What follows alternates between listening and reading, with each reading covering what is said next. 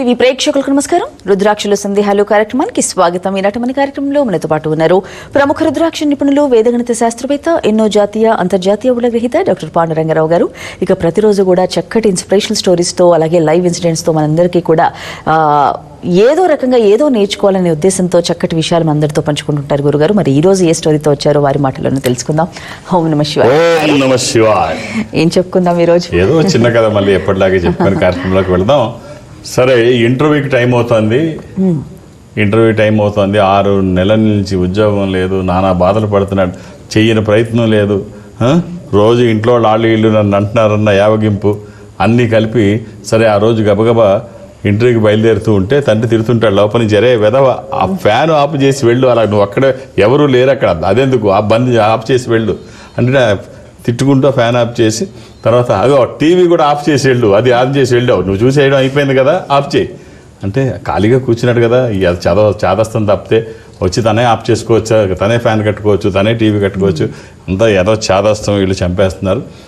ఎప్పుడు ఈ ఉద్యోగం వస్తుందో, ఉద్యోగం లేదనే కదా నేనంటే లోకువ, ఈ ఉద్యోగం రాని దూరంగా వెళ్ళిపోతే వీళ్ళు గొడవ ఉండదు, ఈ చాదస్తాలు నాకేం ఉండవు అనుకుంటూ తండ్రిని తిట్టుకుంటూ అక్కడికి వెళ్తాడు. ఇంటర్వ్యూ ప్లేస్కి వెళ్ళేసరికి పెద్ద భవనం, బా ఇంత పెద్ద ఆఫీస్లో నాకు ఉద్యోగం వస్తే చాలా బాగుంటుంది, అదృష్టం ఉంటే వస్తుంది, భగవంతుని అనుకుంటాడు, ఎలాగంటే నాకు ఈ ఉద్యోగం వచ్చి చూడమని. సరే లోపలికి వెళుతుంటే గేటు తీసుంటుంది, ఆ గేటు ఫోల్డింగ్ గేటు సరిగ్గా ఓపెన్ అయ్యి ఉండదు. సరే తను లోపలికి వెళ్ళిన తర్వాత దాన్ని సరి చేస్తాడు, వెళుతూ సరి చేసుకొని ఫోల్డింగ్ సరి చేసేసి లోపలికి వెళ్తాడు. లోపలికి వెళుతూ ఉంటే ఇటు అటు పూల మొక్కలు ఉంటాయి. పూల మొక్కలకి ఒకవైపు పెట్టి ఉంటుంది, పూల మొక్కలకి నీళ్లు పెట్టి ఉంటుంది, నీళ్ల పైపు, అది జారిపోయి కింద పడింది, నీళ్ళు ఇటు పోతున్నాయి. అరే అని చెప్పేసి ఆ పైపుని సరి చేసుకొని ఆ నీళ్ళ దాంట్లో పెట్టి లోపలికి వెళ్తాడు. లోపలికి వెళ్తే లోపల ఎవరు ఉండరు, హాల్ ఉంటుంది, రిసెప్షన్ దగ్గర హాల్ ఉంటే పైన ఇంటర్వ్యూ అట్ ఫస్ట్ ఫ్లోర్ అని రాసి ఉంటుంది. సరే మెట్లకి పైకి వెళ్ళాలి. ఇక్కడ చూస్తాడు ఎవరు లేరు కదా, ఇక్కడ ఫ్యాన్ వేస్తుంటుంది, ఫ్యాన్ కట్టేసి వెళ్ళిపోతాడు. కట్టేసి ఇలాగ పైకి వెళ్ళిన తర్వాత మెట్ల మించి పైకి వెళుతుంటాడు. పైకి వెళ్ళిన తర్వాత అక్కడ చూస్తే ఒక 30 మంది దాకా ఉంటారు.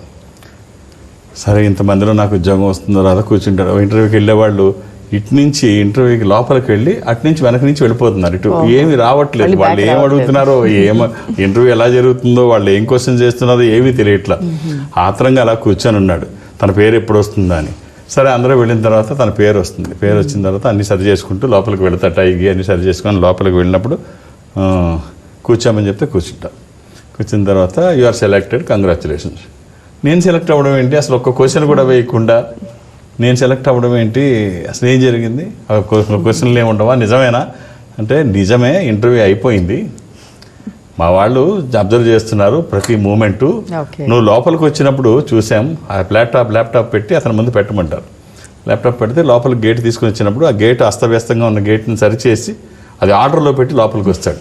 అక్కడ నీళ్ళ దగ్గర నీళ్లు పోతూ ఉంటే ఆ ట్యాప్ బయటకు పడిపోతే ఆ ట్యాప్ ఆర్డర్లో పెట్టి ఆ నీళ్ళ దాంట్లో పడేటట్టు వచ్చి, అలాగే హాల్లోకి వచ్చి ఎవరు లేకపోవడం చూసి అక్కడ అనవసరంగా ఫ్యాన్ తిరుగుతోందని చెప్పి ఫ్యాన్ కట్ చేసి ఇవన్నీ మూమెంట్స్ అన్నీ పైకి వెళ్ళిన తర్వాత ఇప్పుడు చెప్తారు, ప్రతిదీ నీకు సంబంధం లేనిది కూడా ఇంత జాగ్రత్తగా అబ్జర్వ్ చేసిన వాడివి, సో మేము ఏదైనా వర్క్ ఇస్తే అది ఇంకెలా ఉంటుందో ఊహించగలము అని చెప్పేసి అంటే, అమ్మ నాన్న నేనేదో చాదస్తం అనుకున్నాను, చాదస్తం కాదు, జీవితానికి ఇవి చాలా అవసరం. సో కట్ చేస్తే పెద్దవాళ్ళు చాదస్తం కాదు, వాళ్ళ అనుభవం, అది చాదస్తంతో కొట్టేస్తాం కానీ అది అనుభవం, వాళ్ళ అనుభవంలోకి రేపు పొద్దున నువ్వు వెళ్తే అనుభవం ఏమిటో తెలుస్తుంది, ఆ వయసుకు నువ్వు వచ్చినప్పుడు. చాదస్తం అని కొట్టేయకండి, పెద్దవాళ్ళు ఏది చెప్పినా అది మన మంచిగా చెప్తారు, అది ఎప్పుడో దగ్గర ఉపయోగపడుతుంది. ఎక్కడో దగ్గర పెద్దవాళ్ళు చెప్పిన ప్రతి సూచన, పెద్దవాళ్ళు చేసిన ప్రతి హెచ్చరిక, అది హెచ్చరికలాగా మనకు కనిపించవచ్చు, ఖచ్చితంగా అది భవిష్యత్తులో అది ఉపయోగపడుతుంది ఎక్కడో దగ్గర. సో కాబట్టి ఇక నేను ఇంట్లో నుంచి వెళ్ళిపోవడం కాదు, మా నాన్నని తీసుకొచ్చి నా పక్కనే పెట్టుకుందాం అనుకున్నాడు ఉద్యోగం వచ్చిన తర్వాత. సో లైఫ్ లో ఒక ఎక్స్పీరియన్సెస్ అవుతుండాలి, స్వతహాగా అవుతుండాలి. అంతే. సో మీ లైఫ్ లో అయ్యాయా గురుగారు, మీ నాన్నగారి ద్వారా, అమ్మగారి ద్వారా? నేను మా మదర్కి ఇన్స్పిరేషన్. నేను బాగా మా మదర్ని చూసి నేను మా అమ్మగారు ఇప్పుడు నేను మాట్లాడుతున్న చాలా విషయాలు ఆవిడ దగ్గర నేర్చుకున్నవే. ఆ కీర్తనలు చాలా, అంటే ఇప్పుడు మనం కీర్తనలు పాడుకునే అవకాశం మనకు ఉండదు, కానీ మా అమ్మగారు చాలా మంచి కీర్తనలు పాడేవారు, చాలా బాగా పాటలు పాడేవారు. అసలు ఈ ఆధ్యాత్మిక విషయాలన్నీ కూడా ఎక్కువ ఆమె దగ్గర నుంచే నేను నేర్చుకున్నాను అంతా. సో మా నాన్నగారి దగ్గర నుంచి నాకు వచ్చింది అంటే, ఇప్పుడు జనరల్గా తండ్రులు ఏమీ బయటపడరు. తండ్రులు చేయాల్సింది చేసి వెళ్ళిపోతారు. తండ్రి భుజాల మీద కొడుకును కూర్చోబెట్టుకొని తను చూడని ప్రపంచాన్ని కొడుకుకి చూపిస్తాడు. తనకి కనిపించదు, గోడ అవతల ఏముందో తన తండ్రి చూడలేడు. కొడుకుని భుజం మీద ఎక్కించుకొని చూడమంటాడు. దేవాలయానికి వెళితే దర్శనం తనకు లేకపోయినా కొడుకు పూర్తి దర్శనం కావాలని పైకెత్తి చూపిస్తాడు. సో కాబట్టి తండ్రి పాత్ర ఎంతసేపు తెర వెనుకే ఉంటుంది, కానీ అది వెలకట్టలేని పాత్ర. తల్లి జీవితం ఇస్తే తండ్రి భవిష్యత్తుని ఇస్తాడు. కాబట్టి ఇద్దరు పాత్ర తీసివేయలేంది, ఇద్దరూ అవసరమే.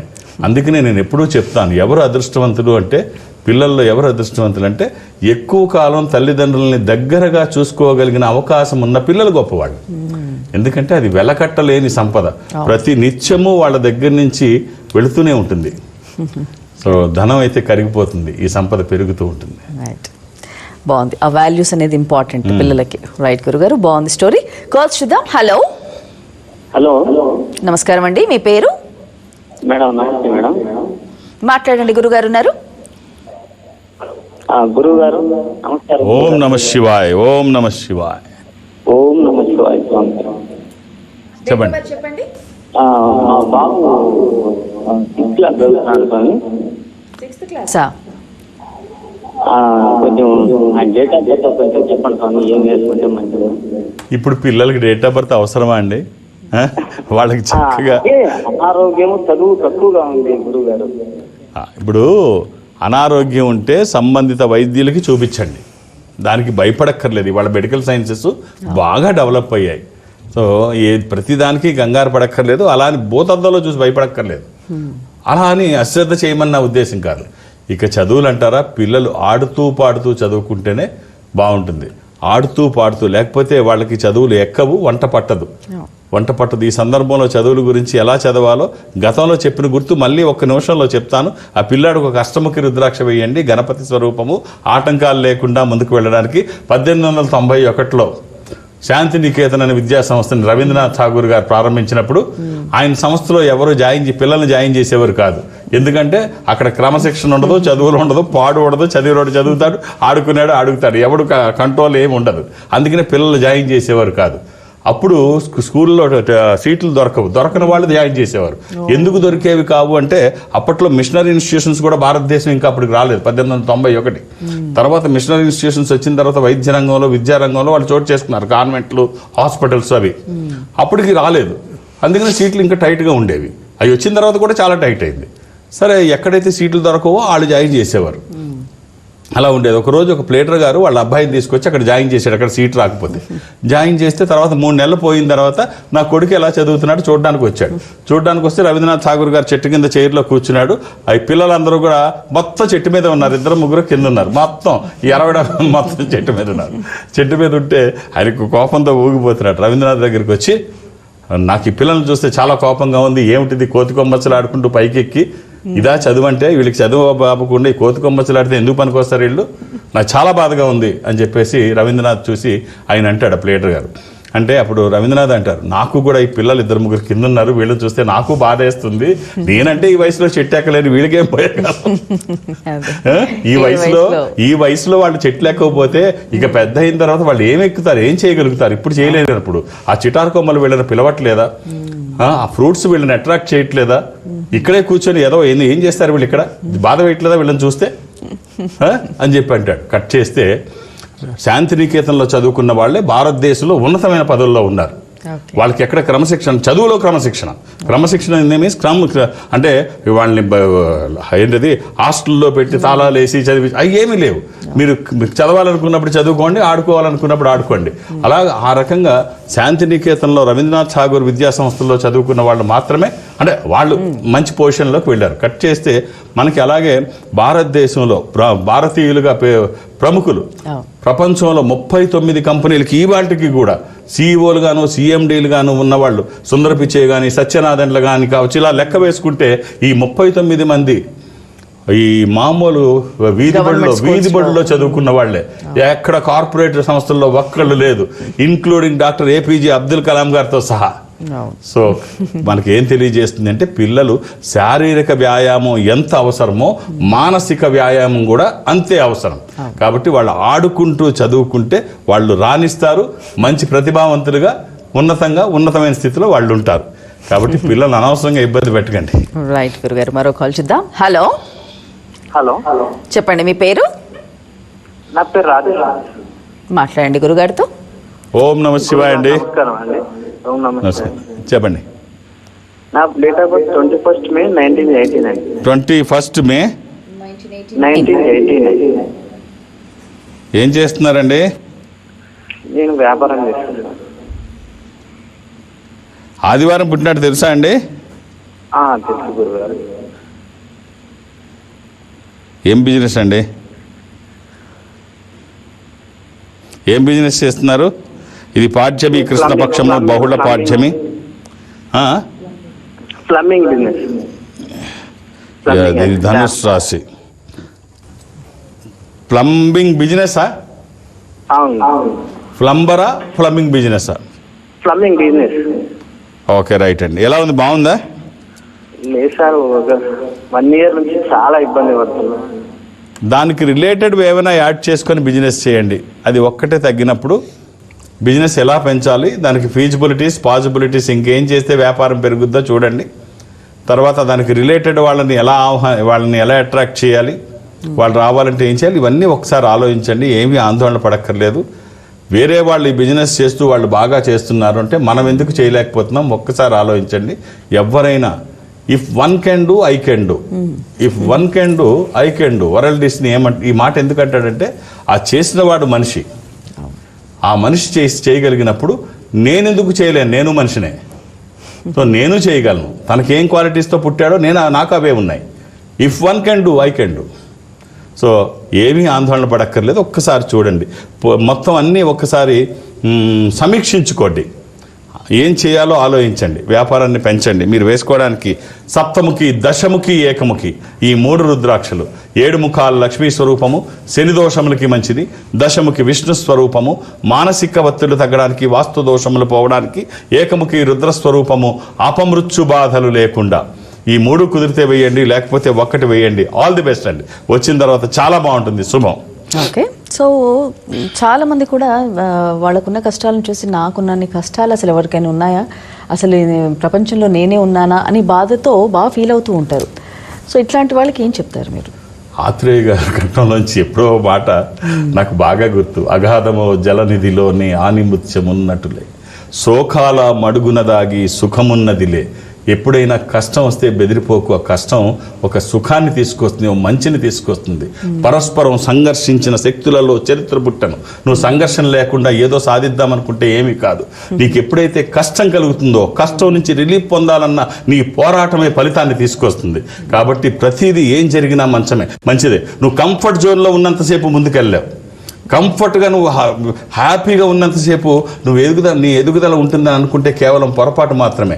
ఒక సినిమా హిట్ అవ్వాలి అంటే ఒక కష్టమైన, ఒక బలమైనటువంటి విలన్ ఉండాలి.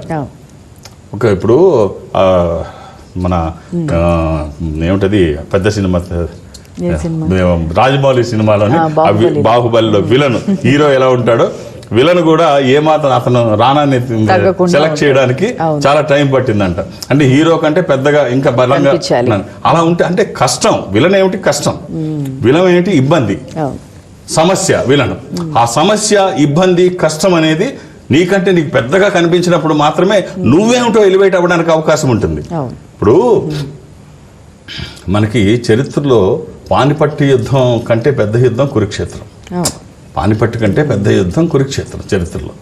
అంత పెద్ద యుద్ధం మళ్ళీ ఇంకోటి ఏమీ లేదు, అంత పెద్ద సంగ్రామం ఏమీ జరగలేదు.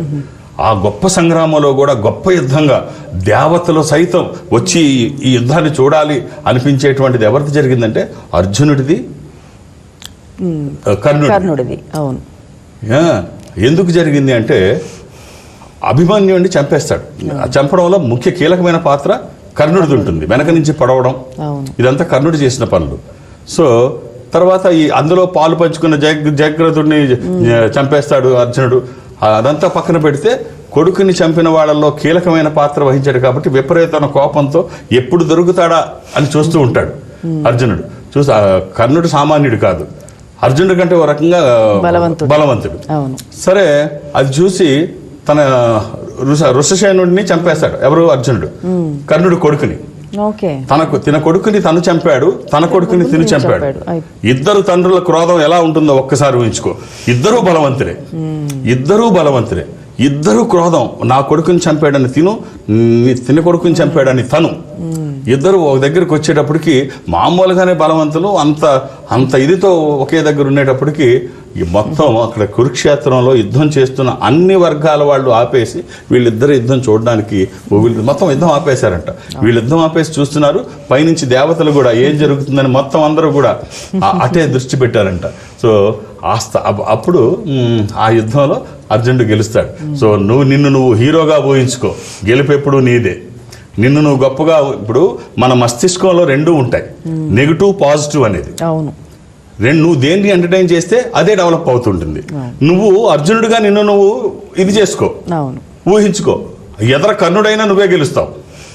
సో కాబట్టి కష్టాలు అనేవి వస్తాయి, వాటిని అధిగమించగలను అన్న నమ్మకం నీ మీద ఉన్నప్పుడు, అధిగమించాలి అన్న తపన నీలో ఉన్నప్పుడు, అది డిసైర్ అయినప్పుడు, అది ఒక బర్నింగ్ డిసైర్ అయినప్పుడు నిన్ను ఆపడం ఎవరి వల్ల కాదు. కాబట్టి కష్టాలు వస్తే కుంగిపోకుండా వాటిని అధిగమించడానికి ట్రై చేయండి. మీ ప్రయత్నం సరైనదైతే ప్రకృతి పరమేశ్వరుడు కూడా సహకరిస్తాడు. అర్జునుడికి ఉన్న బలము అలాగే ఆయనకున్న తెలివితేటలతో గెలుపొందాడా, లేదంటే దానికి అదనంగా కృష్ణుడి సపోర్ట్? ఇక్కడ ఎందుకంటే ధర్మం వైపు గాంధీవం కంటే అతను విజయ ధనుస్సు చాలా గొప్పది. ఇద్దరు గాంధీవం కూడా గొప్పదే, కాదనడానికి లేదు. అర్జునుడి దగ్గర కంటే కర్ణుడి దగ్గర ఎక్కువ బలాలు ఉంటాయి. కర్ణుడు ఎన్ని శాపాలున్నా, ఎంత తనని ఇబ్బంది పెట్టినా, ఎక్కడ కూడా ఆ స్థాయిలో పోరాటం చేశాడు అంటే ఇవేవి లేకపోతే అసలు కర్ణుడు ఏమిటి? ఇవేవి చిన్నప్పటి నుంచి కవచ కుండలాలు కోల్పోయిన దగ్గర నుంచి యుద్ధ రంగంలో తీసుకొని విజయధనుసుని ఎక్కుపెట్టే వరకు కూడా తనకున్న శాపాలు ఎవరికీ లేవు, తనకున్న మైనస్లు ఎవరికీ లేవు. ఇన్ని మైనస్లతో కూడా అర్జునుడితో ఏమాత్రం తగ్గకుండా అంత యుద్ధం చేశాడు అంటే అసలు ఇవేమీ లేకపోతే ఆ కర్ణుడి పరిస్థితి ఏమిటి? కరెక్ట్. రైట్ గురుగారు, మరో కాల్ చూద్దాం. హలో, చెప్పండి మీ పేరండి, ఏమండి మీ పేరు? నమస్తే అండి, నా పేరు రమేష్ గారు. ఓం నమ శివాయ్. ఓం నమ శివాయ్ అండి. మా తమ్ముడు గురించి తెలుసుకున్నాను, కాల్ చేశాను సార్. డేట్ ఆఫ్ బర్త్ ఇస్తారా?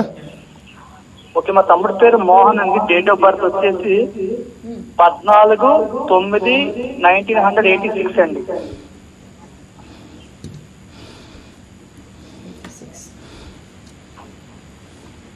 ఆదివారం పుట్టినట్టు తెలుసు కదండి తమ్ముడు? అవునండి. ఏం చేస్తున్నాడండి తమ్ముడు? జాబ్ కోసం ట్రై చేస్తున్నాడండి. ప్రెసెంట్ చిన్న ప్రొడక్ట్స్ అన్ని కూడా మార్కెటింగ్ సేల్ చేస్తుంటాడు అనమాట. అది ఏకాదశి, ఆ రోజు ఏకాదశి కూడా క్యాలెండర్లో దశమి చూపిస్తోంది, కానీ ఏకాదశి గడియలు వచ్చాయంటే తను పుట్టింది మధ్యాహ్నం పుట్టి ఉంటాడు ఆ రోజు. అది ఏకాదశి, మకర రాశి. ఇప్పుడు బాగుందండి, అన్ని దగ్గరకు వస్తున్నాయి, పీరియడ్ చాలా బాగుంది. దీన్ని క్యాప్చర్ చేసుకొని ఓన్ చేసుకుంటే మంచి భవిష్యత్తు ఉంటుంది. ఇందాక మనం చెప్పినట్టుగా ఏమీ బెదరక్కర్లేదు. ఏ కష్టం వచ్చినా మన మంచిగా వచ్చింది, ఏ ఇబ్బంది వచ్చినా మన ఎదుగుదలగే వచ్చింది. ఏం చేసినా మనం ఎదుగుతామన్న నమ్మకం ఉంటే, ఇప్పుడు తమ్ముడి జాతకం ఇప్పుడు అన్ని దగ్గరకు వస్తున్నాయండి. Don't worry. తనకొక్క ద్వాదశముఖి రుద్రాక్ష సూర్యస్వరూపం, ఉన్నతమైన స్థితి కోసము, అనారోగ్య సమస్యలు లేకుండా బ్రైట్ ఫ్యూచర్ కోసము. అది కుదరకపోతే ఏకముఖి అంటే 12 ముఖాలు డైరెక్ట్ సూర్యస్వరూపం అయితే ఏకముఖికి అధిపతి గ్రహం సూర్యుడు. ఈ రెండిట్లో ఏదన్నా ఒకటి, అలా ఏది పడితే అది వేయకండి. దురదృష్టం, రుద్రాక్షలో 100కి 99 నకిలీయే ఉంటాయి, ఒక్కటైనా మంచిది వేయండి. All the best. క్యాంప్స్ గురుగారు చెప్తూ రేపు వైజాగ్ కదా, విశాఖపట్నం, వాల్తేర్, ఏదన్నా ఒకటే. ఓకే. సో రేపు ఉంటాను అక్కడ మధ్యాహ్నం వరకు. సో అర్థం చేసుకొని మీరు ఒక్కొక్క పేరు 2-3 పేర్లు ఇవ్వకండి, నాకు ఇబ్బంది అవుతుంది, నాకు కష్టం. నేను ఫ్రీగా మాట్లాడగలిగితేనే మీకు జాతకాన్ని ఫ్రీగా నేను అనలైజ్ చేయడానికి బాగా అవకాశం ఉంటుంది. ఒత్తిడితోనో చిరాకుతోనో చేస్తే ఆ ఫలితాలు బాగోవు. ఎవరికైనా ఇంట్లో అయినా మనం ఒత్తిడితోనో చిరాకుతోనో ఉంటే చేసే పనులు బాగా ఉండవు, బయటకు వెళ్తే అలాగే ఉంటాయి. సో ఒకదానికొకటి లింకప్ అయ్యేటో అర్థం చేసుకోండి. ఒక్కొక్క డేట్ ఆఫ్ బర్తే మీరు ఇవ్వండి, నేను బాగా నా వంతు బాధ్యత ఖచ్చితంగా నేను నెరవేరుస్తానన్న నమ్మకం నాకుంది. అలాగే ఇక్కడ హైదరాబాద్లో నన్ను కలవడానికి శని ఆదివారంతో కలిపి అన్ని రోజులు హైదరాబాద్లోనే ఉంటాను. నన్ను కలవడానికి ఎలాంటి అపాయింట్మెంట్స్ అవసరం లేదు, ఏ రికమెండేషను నేను తీసుకోను. నన్ను కలవడానికి ఇవేమీ అక్కర్లేదు, నేను ఉన్నప్పుడు వస్తే చూసేస్తాను అంతే. అలాగే దూర ప్రాంతాల నుంచి కూడా ఇక్కడికి రావక్కర్లేదు. ఈ సంస్థ అన్ని చోట్ల ఉంటుంది. నేను దక్షిణ భారతదేశం అటెండ్ అవుతాను, సౌత్ ఇండియాలో. ఈ సంస్థకి దగ్గరగా మీరు ఎక్కడైనా ఉంటే, అంటే అది చెన్నై, బెంగళూరు, విశాఖపట్నం, విజయవాడ, తిరుపతి, రాజమండ్రి, శ్రీశైలం, వేములవాడ, కాళహస్తి, ఇలా ఏదైనా అక్కడికి వెళితే వాళ్ళు ఒక స్పెషల్ స్క్రీన్ ముందు అటు మీరు ఇటు నేను, మీరు అక్కడికి వెళ్ళి చూడండి. బెంగళూరు ఆఫీస్కి వెళ్ళండి, చక్కగా అక్కడికి వెళ్ళండి, వాళ్ళతో మాట్లాడిస్తారు. మనం ఇద్దరు ఎదురుబెదురుగా కూర్చొని ఉన్నట్టే ఉంటుంది. అలాగే రాజమండ్రి ఆఫీస్కి వెళ్ళండి, చక్కగా మీరు ఎదురుబెదురుగా కూర్చొని మనం మాట్లాడినట్టు ఉంటుంది. ఇక్కడ వరకు రావక్కర్లేదు, అనవసరంగా శ్రమ తప్ప ఏమీ ఉండదు. నా సలహా కావాలనుకుంటే మీరు అక్కడికి వెళితే ఎలాంటి ఇబ్బంది లేకుండా, ఇవాళ టెక్నాలజీ డెవలప్ అయింది, ఎదురుబెదురు కూర్చున్నట్టే ఉంటుంది అంతే. కాబట్టి ఆ ఇబ్బంది ఏం లేదు, ఇక్కడ వరకు రావాల్సిన అవసరం లేదు. ఆ రకంగా నన్ను కలిసినా, డైరెక్ట్గా హైదరాబాద్ వచ్చినా ఒక డేట్ ఆఫ్ బర్త్ చూస్తాను. అలాగే రేపు విశాఖపట్నంలో ఒక పేరే నమోదు చేయించండి. ఓకే, మరో కాల్ చూద్దాం. హలో, ఓం నమ శివాయ అండి, మీ పేరు? నా పేరు కొండమ్మ. నేను బాబు కోసమని వచ్చాను. అమ్మా, ఓం నమ శివాయ్. ఓం నమ శివాయ గురువు గారు. ఏమిటమ్మా? అదే బాబు జాబ్ కోసం వారు. డేట్ ఆఫ్ బర్త్ ఇస్తారా? 4 మే 12 గురువు గారు, 3:30 నుంచి 5 లోపల గురువు గారు. మే 12 3:30 నుంచి సాయంకాలం సంవత్సరం. నేను మీ దగ్గరికి వచ్చినాను గురుగారు. వచ్చి రుద్రాక్ష గారిని వేపించుకున్నా బాబుకు. అమ్మా, సంవత్సరం ఏ ఇయర్ చెప్పండి, ఏ ఇయర్ లో పుట్టాడు? 94 గురువు గారు. 94. అమ్మా, ఈ అబ్బాయికి ఇంతకు ముందు చూపించారా అమ్మా? నేను మీ దగ్గరికి వచ్చినాను గురుగారు. ఈ అబ్బాయికి చూపించారు అయితే? చూపించినాను గురుగారు. ఏమైందంటే రుద్రాక్ష తాడులో వేసింటే దారం తెగి కింద పడిపోయింది గురుగారు. అందుకని నేను అడగనీకని కీడిపోయింది అనుకోండి, దాని పెద్ద సెంటిమెంట్. అదేదో పోయింది ఏదో అనుకోకండి, పోయింది, కీడిపోయింది అంతే. దాని పెద్దగా దాని గురించి రంధ్రాన్వేషణ చేయక్కర్లేదు, దాని గురించి మ్యాగ్నిఫైర్ చేయాల్సిన అవసరం లేదు. అది పోయింది, కీడిపోయింది, ఇంకోటి మార్చుకుంటాం అంతే. అవకాశం వచ్చింది. ఇంతకుముందు అంటే ఏదో 3 రుద్రాక్షలో జనరల్గా చెప్తాను, జాతకాన్ని చూసి ఈ 3 ఏదో ఒకటి వేయండి అని చెప్తాను. అందుట్లో మీకు ఏదో ఒకటి వేసి ఉంటారు. ఇంకా అప్గ్రేడ్ చేసుకోవడానికి అవకాశం వచ్చిందా, లేకపోతే అదే మార్చుకోవడానికి అవకాశం వచ్చిందా, మీ వీలుని బట్టి. ఇది ఒక సంకేతం అనుకోండి, అది పోయింది అంటే ఇది ఒక సంకేతం. ఇంకా అప్గ్రేడ్ చేసుకోవడానికో లేకపోతే దాన్ని ఫ్రెష్గా కొత్తది మార్చుకోవడానికో ఒక సంకేతం అయి ఉంటుంది. అది కీడిపోయింది అంతే. అది మార్చుకొని రీప్లేస్ చేసుకోండి, శుభం, అన్నీ బాగుంటాయి. అది వచ్చిన తర్వాత మీరు ఫలితం ఎలా చూసి ఉంటారో, మంచి ఫలితాలు, మళ్ళీ మార్చుకున్న తర్వాత కూడా అలాగే ఉంటుంది, ఏమాత్రం మార్పు ఉండదు. శుభం. అంటే ఏది వేసుకోవాలో చెప్పలేదు మీరు? అంటే వాళ్ళ దగ్గర ఉంటుంది, పేపర్ వేసుకున్నారు కదా, నేను అదే చేయమన్నాను. ముందు నేను అడ్వైస్ చేసి ఉంటాను, దాన్నే నేను రాసి ఉంటాను, దాన్నే మీరు ఏదైతే పోయింది అనుకుంటున్నారో దాన్ని రీప్లేస్ చేసుకోండి, లేదా అప్గ్రేడ్ చేసుకునే అవకాశం ఉంటే అప్గ్రేడ్ చేసుకోండి. అది దేనికో సంకేతం అయి ఉంటుంది, పోవడం అని చెప్తున్నాను. ఓకే, రైట్ గురుగారు. ఇక ఈనాటి కార్యక్రమంలో చాలా అద్భుతమైన విషయాలు మాట్లాడుకున్నాం. అలాగే గురుగారు రేపు వైజాగ్లో అందుబాటులో ఉంటున్నారు కాబట్టి గురుగారు ఎప్పుడూ చెప్తూనే ఉంటారు, ఒక్కొక్క పేరు నమోదు చేసుకుని గురుగారు మీరు కాంటాక్ట్ అవ్వచ్చు, మాట్లాడుకోవచ్చు. ధన్యవాదాలు. వీక్షించారుగా, ఇది ఈనాటి రుద్రాక్షలు సందేహాలు కార్యక్రమం. మరో కార్యక్రమంలో మళ్ళీ కలుసుకుందాం. నమస్కారం. Indo Nepal Rudraksha organisation, Jubilee Hills road number 45 మరియు సోమాజిగూడ, హైదరాబాద్. సంప్రదించాల్సిన ఫోన్ నంబర్స్ 9118845678, 9177778855, 8186899997, 7700963888. మా వెబ్సైట్ www.indonepalrudraksha.com.